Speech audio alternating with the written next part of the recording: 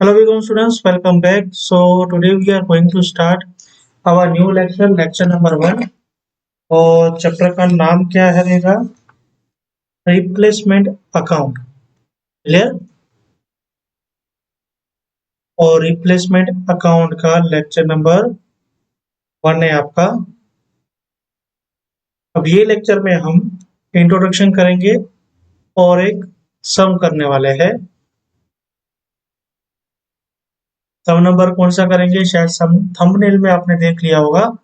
तो सबसे पहले इंट्रोडक्शन देख लेते हैं रिप्लेसमेंट अकाउंट मतलब क्या होता है। तो इजी और सिंपल लैंग्वेज में जस्ट 5 मिनट्स में आपको समझा दूंगा और आपको ये चैप्टर में क्या क्या ध्यान रखना है वो भी बता दूंगा। Just 5 minutes. आप एक चीज ध्यान रखना कि यहाँ पे एक बिल्डिंग बनी हुई है और ये एक बिल्डिंग बनी हुई है, ठीक है। अब ये जो बिल्डिंग बनी है ये 2000 में बनी थी। अब इसको तोड़कर डिस्ट्रॉय कर कर सेम जगह पर ये न्यू बिल्डिंग बनाई हमने। ये ओल्ड थी और ये हमने न्यू बनाई। तो यहाँ पे जो अकाउंटिंग फॉलो होगी वो होगी रिप्लेसमेंट अकाउंट की अकाउंटिंग फॉलो होगी। समझ में आया? अगर यहाँ पे कोई बिल्डिंग ही नहीं होती और सिर्फ न्यू बिल्डिंग एक नहीं बनाई जाती, ओल्ड को रिप्लेस नहीं कर रहा है, इन शॉर्ट कोई भी एसेट हम यहाँ पे प्रिपेयर कर रहे हैं वो ओल्ड को रिप्लेस नहीं कर रही है, वहां पे कोई ओल्ड थी ही नहीं, न्यू बना रहे बराबर। तो वहां पे रिप्लेसमेंट अकाउंट की ये जो अकाउंटिंग है वो फॉलो नहीं होगी, क्योंकि जब कभी भी रिप्लेसमेंट अकाउंटिंग आती है तो यहाँ पे जो एक्सपेंसेस होते हैं वो दो चीजों में डिवाइड हो जाते हैं। एक तो खर्चा होता है, यहाँ पे जो एक्सपेंसेस होंगे वो रेवेन्यू और कैपिटल में डिवाइड हो जाएंगे। अगर कोई न्यू एसेट हम क्रिएट करते हैं ना तो वो टोटल खर्चा कैपिटल में जाता है, फिर उसमें रेवेन्यू और कैपिटल नहीं देखा जाता।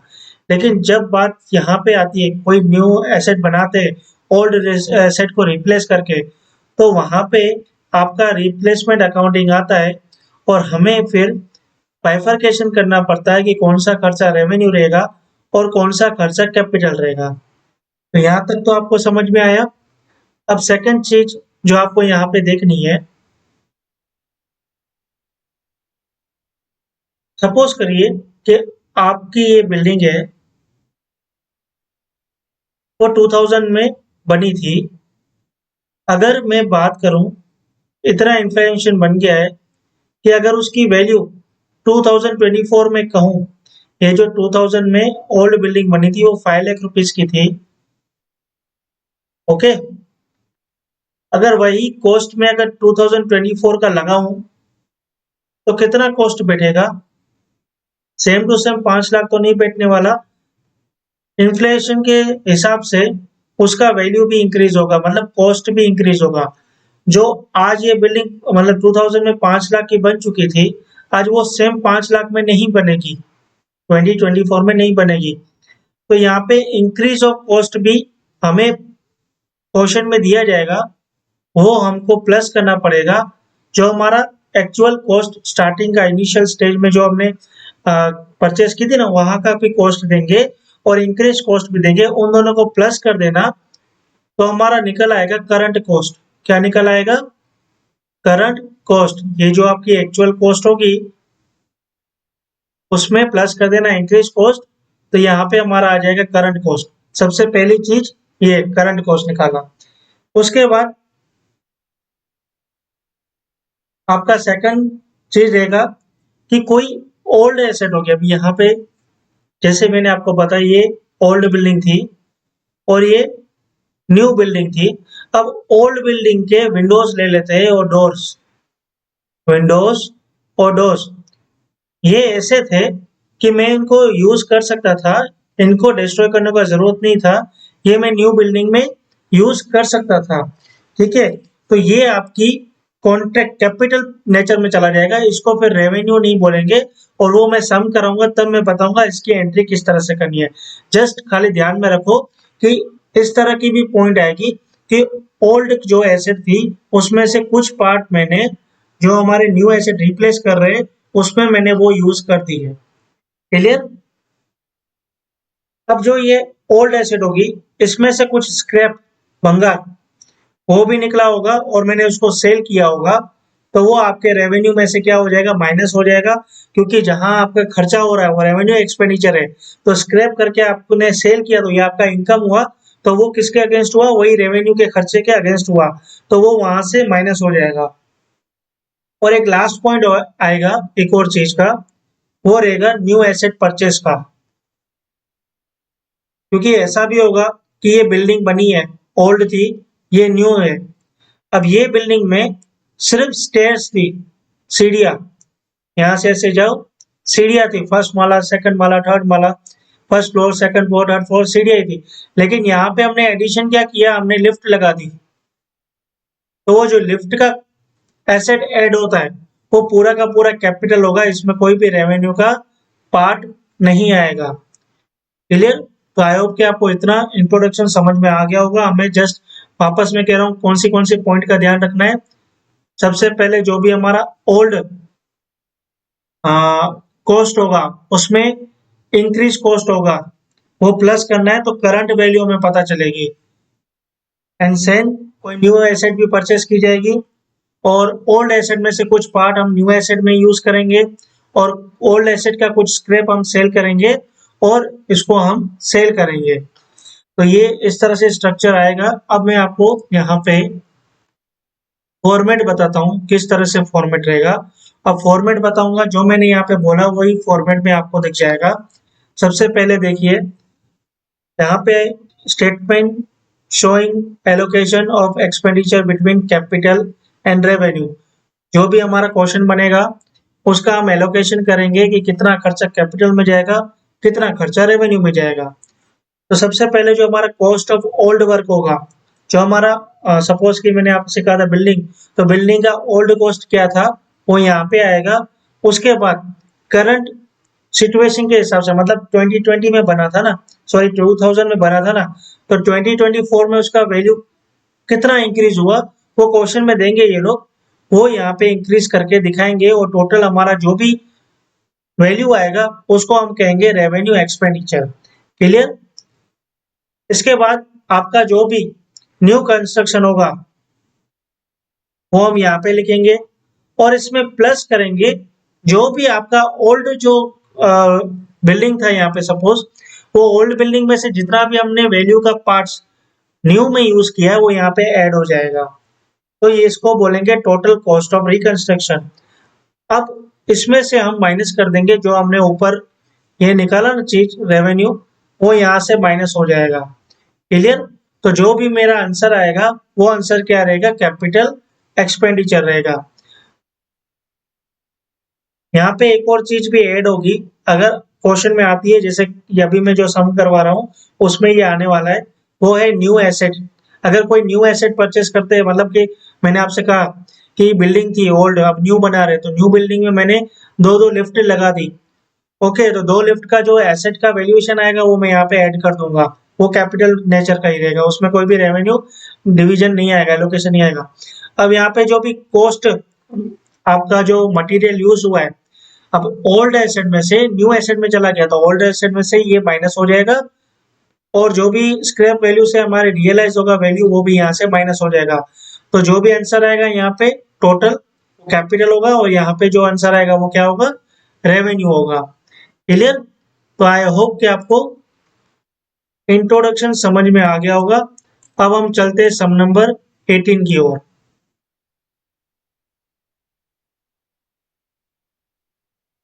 अब सम नंबर 18 करेंगे हम और प्रैक्टिकली हम देखेंगे कि किस तरह से ये सम हो रहा है। तो आ जाते हैं सम नंबर 18 में। Railway station has been replaced. अब एक रेलवे स्टेशन है वो रिप्लेस हो रहा है, ओके, जिसका ओरिजिनल कॉस्ट है 57 लाख और रिप्लेसमेंट कॉस्ट है 90 lakh. Okay, proportion of material labour और अदर एक्सपेंस यहाँ पे दिया है 8:7:4 in comparison to original cost labour और मटेरियल। अब ये दोनों यहाँ पे वर्ड जो दिया है ना रिस्पेक्टिवली, उस हिसाब से क्या होता है कि 30% है वो लेबर का है, 50% है वो मटेरियल का है। लेकिन क्वेश्चन में थोड़ा प्रिंट मिस्टेक है, सबसे पहले जो आ रहा है वो मटेरियल आ रहा है और सेकंड में लेबर आ रहा है। ठीक है, तो इसको इग्नोर करना। And use of old material दिखाया हुआ है, जो भी आपका ओल्ड मटेरियल था ओल्ड रेलवे स्टेशन का 2 लाख का, वो इसमें यूज हुआ है, लेकिन वो कॉस्ट में ऐड नहीं है, is not included in the above cost. 90 lakh जो है ना उसमें ऐड नहीं है, तो दिखाऊंगा किस तरह से ऐड करना है वापस। स्क्रैप वैल्यू जो है सेल किया है 1.5 लाख और एक न्यू प्लेटफॉर्म बनाया है वो है 20 लाख रुपीज का। तो देखो सेम टू सेम जो मैंने पॉइंट्स आपसे कही वही आ रही है। यहाँ पे ओल्ड कॉस्ट वैल्यू आ रही है, यहाँ पे इंक्रीज आ रहा है 30, 50, 20%। क्लियर? यहाँ पे ओल्ड जो एसेट है उसमें न्यू में यूज किया जा रहा है। उसके बाद स्क्रैप वैल्यू भी आ रही है 1.5 लाख रुपए का और न्यू एसेट भी ली जा रही है वो 20 लाख रुपीज का। तो सेम टू सेम चीज यहाँ पे हो रही है, जो मैंने आपको अभी अभी समझाई वही रिपीटेड हो रही है। अब जस्ट मुझे यहाँ पे आपको वर्किंग करके दिखाना है अच्छे से। और हमें क्या क्या बनाना है? Statement of classification of capital revenue expenditure का अकाउंट बनाना है, सेकंड जनरल एंट्री करनी है, थर्ड रिप्लेसमेंट अकाउंट बनाना है और fourth new railway station account बनाना है। क्लियर? तो सबसे पहले हम कैपिटल और रेवेन्यू को अकाउंट बना देते हैं, स्टेटमेंट बना देते हैं। ठीक है, ये आपका statement showing allocation of expenditure between capital and revenue, ये हमारा लेक्चर नंबर 1 है और सम नंबर 18 है। तो यहाँ पे हम सबसे पहले क्या लिखेंगे? The cost of old work which is demolised. तो यहाँ पे ओल्ड वर्क का वैल्यू कितना है मैं आपको दिखाऊं, तो ये रहा 57 लाख रुपीज का है। ठीक है, तो ये 57 लाख रुपीज हम यहाँ पे लिख देंगे। ये इंटरनल कैलकुलेशन है। तो 57 लाख रुपीज का हमारा टोटल ओल्ड कॉस्ट का वैल्यू है। अब यहाँ पे इंक्रीज इन कॉस्ट है, तो इंक्रीज इन कॉस्ट किस तरह से निकालेंगे? यहाँ पे इन्होंने डिवीजन दिया है मटेरियल, लेबर और अदर एक्सपेंस, और उसका इंक्रीज भी दिया है 30%, 50%, 20%। तो चलिए यहाँ पे निकालते हैं किस तरह से निकलेगा। तो ये हमारा हो जाता है मटेरियल, ये हमारा हो जाता है लेबर और दूसरा क्या था? Other expense. और ये हमारी आ जाती है टोटल कॉस्ट। क्लियर? तो टोटल कॉस्ट हमारी कितनी है? 57 लाख। और रेशियो अगर हम देखें तो 8:7:4 का रेशियो है। क्लियर? तो 8:7:4 कितना होगा? ये हो गया 19 टोटल। तो अब चलो इसको डिवाइड करते हैं। 57 lakh multiply 8 divided by 19, 57 lakh multiply 8 divided by 19, तो 24 लाख मटेरियल आया, multiply 7 divide by 8, 21 lakh labour आया,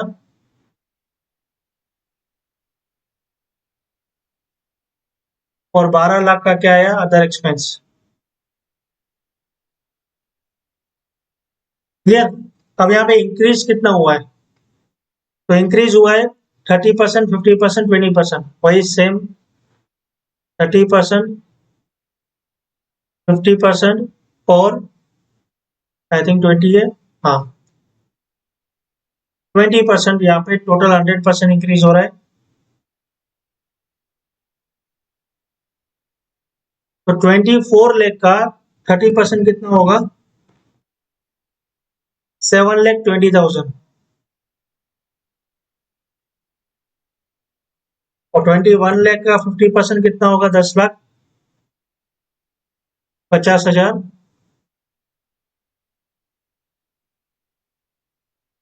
और 12 लाख का 20% कितना होगा? 2,40,000, टोटल हमारा जाता है 24 लाख प्लस 7,20,000, तो मटेरियल हमारा हो जाता है 31,20,000। अब 21 लाख प्लस 10,50,000 मतलब 31,50,000 और 12 लाख प्लस 240 14,40,000। अब टोटल देख लेते कितना इंक्रीज हुआ है। 720 प्लस 10,50,000 प्लस 2,40,000, 20,10,000 इंक्रीमेंट हुआ है, इंक्रीज हुआ है वैल्यू का। ओल्ड कॉस्ट जो हमारा था 57 लाख, आज की तारीख में उसका वैल्यू कितना है 77,10,000। तो 20,10,000 का इंक्रीज हुआ है कॉस्ट में, 20,10,000 इंक्रीज हुआ है कॉस्ट में। वहां पे वर्किंग नोट 1 लिख देना और मैं यहाँ पे वर्किंग नोट 1 लिख देता हूँ। प्रेजेंटेशन अच्छा दिखता है। तो टोटल कितना इंक्रीज हुआ 20,10,000। क्लियर। तो टोटल वैल्यू कितना आ रहा है आपका अभी 57 लाख प्लस 20,10,000। तो ये हमारा जो भी टोटल आया इसको हम कहेंगे रेवेन्यू एक्सपेंडिचर। मतलब जो भी मेरा ओल्ड वैल्यू था, मतलब ओल्ड रेलवे स्टेशन का वैल्यू था, और जो इंक्रीज आज की तारीख में उसका वैल्यू कितना होना चाहिए, वो इंक्रीज यहाँ पे जैसे क्वेश्चन में बताया 20,10,000 इंक्रीज, तो टोटल वैल्यू मेरा आता है 77,10,000 और इसको मैं कहूंगा रेवेन्यू एक्सपेंडिचर। उसके बाद यहाँ पे लिखूंगा cash expanded on reconstruction of portion, मतलब का कितने का मैं बना रहा हूँ। रेलवे स्टेशन रिप्लेसमेंट कॉस्ट कितनी है 90 लाख रुपीज, वो 90 लाख रुपीज यहाँ पे लिखिए आप। उसके बाद इसमें प्लस करिए कोई ऐसी ओल्ड एसेट, मतलब जो ओल्ड रेलवे स्टेशन था उसका कुछ पार्ट यूज किया है, हाँ किया है 2 लाख रुपीज का, वो इसमें ऐड कर दो। तो यहाँ पे आपका जो वैल्यू आएगा इसको बोलेंगे टोटल कॉस्ट ऑफ रिकंस्ट्रक्शन, इसको बोलेंगे 92 लाख रुपीज। अब इसमें से आपका ये जो रेवेन्यू है वो माइनस कर दो यहाँ पे 77,10,000।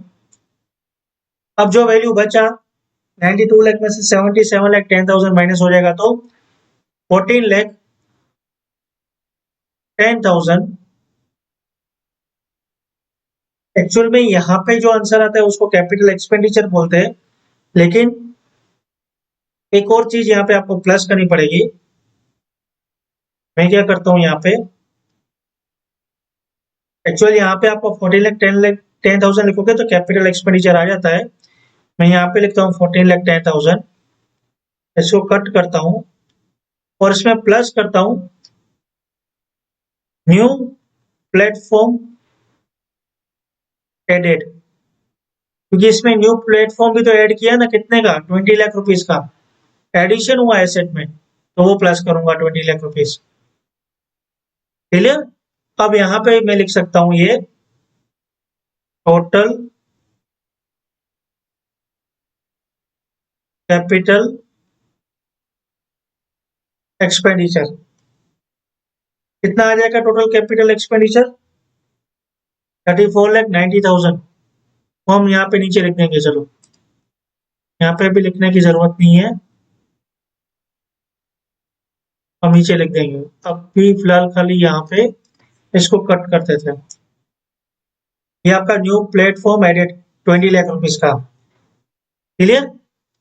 अब क्या होगा, यहाँ से माइनस हो जाएगा जो ओल्ड एसेट यूज हुआ था ना 2 लाख रुपीज का, ये रहा 2 लाख रुपीज का ये जो platform, sorry old railway station का पार्ट कुछ न्यू में हमने ऐड किया था ना, वो रेवेन्यू में से माइनस कर दो, क्योंकि वो वहां पे कैपिटल में चला गया है ना, तो वो इसमें ऐड था रेवेन्यू में से, तो वो यहाँ से माइनस कर दो।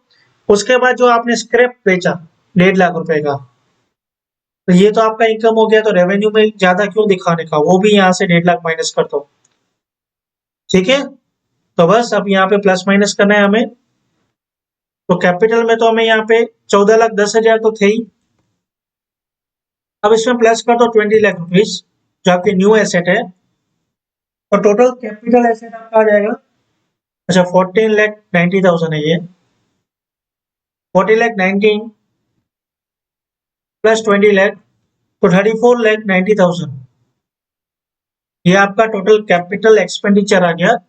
अब आपका जो रेवेन्यू है वो 77,10,000 माइनस करेंगे 2,00,000 रुपीज जो ओल्ड एसेट न्यू एसेट में चली गई, और 1,50,000 जो आपका स्क्रैप बेचा आपने, तो रेवेन्यू एक्सपेंडिचर आपका आया 73,60,000। क्लियर? आई होप को आपको कैपिटल और रेवेन्यू का एलोकेशन समझ में आ चुका होगा। अब हम चलते हैं जनरल एंट्री की तरफ। तो जनरल एंट्री किस तरह से रहेगी? सबसे पहले आपकी फर्स्ट एंट्री रहेगी न्यू वर्क अकाउंट। अब यहाँ पे वर्क की जगह आप लिखोगे, वर्क की जगह आप क्या लिखोगे? न्यू और रेलवे स्टेशन अकाउंट, ठीक है, क्योंकि न्यू रेलवे स्टेशन बना रहे हो। Debited replacement account, debited to bank account. अब बैंक अकाउंट में कितना जाएगा? जितना आपका न्यू रेलवे स्टेशन बन रहा है उसका वैल्यू 90 लाख। रिप्लेसमेंट अकाउंट कितना जाएगा? रिप्लेसमेंट अकाउंट ये वाला जाएगा आपका, ये रेवेन्यू वाला, यहाँ पे देखा था आपने 77,10,000, वो यहाँ पे 77,10,000 जाएगा। अब जो वैल्यू बचा वो आपका क्या है? न्यू रेलवे स्टेशन के अकाउंट में जाएगा, तो 90 लाख माइनस 77,10,000, तो 12,90,000 आपका new railway station account debit होगा। उसके बाद सेकंड एंट्री आती है कि ये आप नरेशन तो खुद ही लिख सकते हो, इलस्ट्रेशन में देख लेना, नरेशन आपको देखनी हो तो। सेकंड जनरल एंट्री रहेगी जो ओल्ड एसेट थी ना, उसमें से जो कुछ पार्ट हमने न्यू एसेट में यूज किया था वो यहाँ पे एंट्री आएगी। तो कितने का यूज किया था? 2 लाख, 2 लाख रुपीज का हमने ओल्ड एसेट न्यू एसेट में ट्रांसफर किया था। यहाँ पे वही न्यू रेलवे स्टेशन आएगा, बराबर। Account debited to replacement account, narration आप लिख दोगे। थर्ड एंट्री आपकी कौन सी आएगी? जो आपने स्क्रैप पे माल बेचा, भंगार में माल बेचा उसकी, तो भंगार में माल बेचोगे तो पैसा आएगा तो बैंक अकाउंट डेबिट, और टू रिप्लेसमेंट अकाउंट क्या करेंगे? क्रेडिट करेंगे। कितने का माल बेचा? 1.5 लाख का, तो ये बस 1.5 लाख की एंट्री करनी है। अब लास्ट में आपका रिप्लेसमेंट अकाउंट यहाँ पे देख रहे हो, ये डेबिट हो रहा है, ये दो क्रेडिट हो रहे हैं, तो बस डेबिट में से क्रेडिट माइनस कर दो, मतलब 77,10,000 में से माइनस कर देंगे 2 लाख, और माइनस कर देंगे 1.5, मतलब 73,60,000। जो आपका आंसर आया वो रिप्लेसमेंट अकाउंट क्रेडिट बचा तो क्रेडिट कर देंगे, और लेके जाएंगे बैलेंस अमाउंट रेवेन्यू अकाउंट में, revenue account debit to replacement account. और लास्ट एंट्री तभी आएगी जब आप कोई न्यू एसेट इसमें इंक्लूड कर रहे हो, जैसे यहाँ पे न्यू प्लेटफॉर्म इंक्लूड कर रहे हैं 20 लाख का, तो वो तो कैश में लेंगे, तो बैंक हो जाएगा क्रेडिट क्योंकि पैसा जाएगा, और न्यू एसेट आएगी तो यहाँ पे आ जाएगा new platform account, new platform account debit कितने का? 20 लाख रुपीज का। क्लियर? तो आपको ये जनरल एंट्री भी समझ में आ गई होगी। सबसे पहली एंट्री कौन सी आएगी? New railway station account debit, replacement account debit to bank account. Bank account में 90 लाख कौन सा जाएगा? जो हमारा न्यू वैल्यू है, और रिप्लेसमेंट अकाउंट हमने यहाँ पे जो रेवेन्यू निकाला वो, बाकी का डिफरेंस भी आप डाल सकते हो ऐसे समझकर कि बाकी का डिफरेंस किस में आएगा? न्यू रेलवे स्टेशन अकाउंट में। सेकंड एंट्री आपकी आएगी, कोई भी ओल्ड एसेट का वैल्यू है, कोई भी ओल्ड एसेट आप न्यू एसेट में ट्रांसफर कर रहे हो, उसकी एंट्री आएगी। थर्ड एंट्री आएगी स्क्रैप की, स्क्रैप का माल बेचा तो बैंक पैसा आया तो bank account debit to replacement account. अब रिप्लेसमेंट अकाउंट का जो भी बैलेंस फिगर बचेगा वो हम कहाँ लेके जाएंगे? रेवेन्यू अकाउंट में लेके जाएंगे। और लास्ट एंट्री जो फिफ्थ जनरल एंट्री होगी वो हमारा जो भी न्यू एसेट एडिशन हो रहा है अगर वो होगा तो ही फिफ्थ एंट्री आएगी, वरना ये 4 जनरल एंट्री ही आपको करनी है। अब इसके बाद रिप्लेसमेंट अकाउंट बनाते, debit credit particular amount, particular amount. अब जनरल एंट्री बहुत सिंपल है, यहाँ पे रिप्लेसमेंट अकाउंट डेबिट हो रहा है तो वहां डेबिट करेंगे, और क्रेडिट हो रहा है तो क्रेडिट करेंगे। अब यहाँ पे डेबिट कहाँ कहाँ हो रहा है हम देखें, तो डेबिट सिर्फ फर्स्ट एंट्री में हो रहा है। क्लियर? और वो डेबिट किसकी वजह से हो रहा है? बैंक की वजह से हो रहा है। तो रिप्लेसमेंट अकाउंट को डेबिट करेंगे टू बैंक अकाउंट, कितने से? 77,10,000। क्लियर? अब इसके बाद रिप्लेसमेंट अकाउंट कब कब क्रेडिट हो रहा है? एक यहाँ पे क्रेडिट हो रहा है, एक यहाँ पे क्रेडिट हो रहा है और एक यहाँ पे क्रेडिट हो रहा है। तो फर्स्ट तो न्यू रेलवे स्टेशन अकाउंट से क्रेडिट हो रहा है, तो न्यू रेलवे स्टेशन अकाउंट से हम यहाँ पे क्रेडिट करेंगे new railway station account 2 lakh rupees.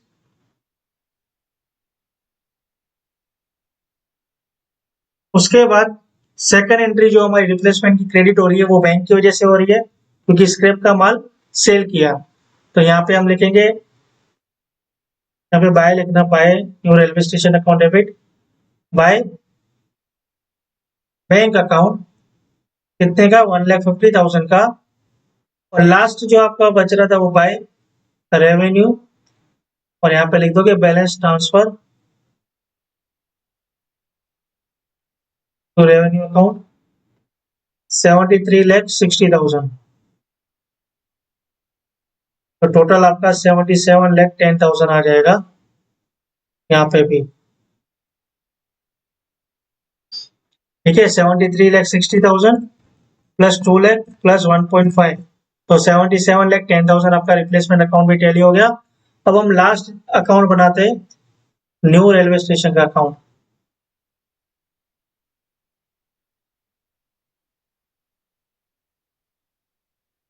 New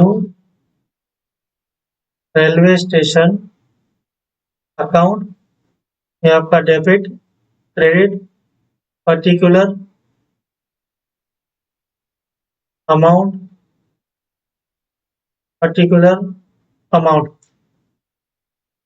अब सबसे पहले जनरल एंट्री में देखो तो new railway station account debit हो रहा है। क्लियर? ये रहा, किसकी वजह से? बैंक की वजह से। तो न्यू रेलवे स्टेशन अकाउंट हम डेबिट कर देंगे और यहाँ पे क्या लिखेंगे? टू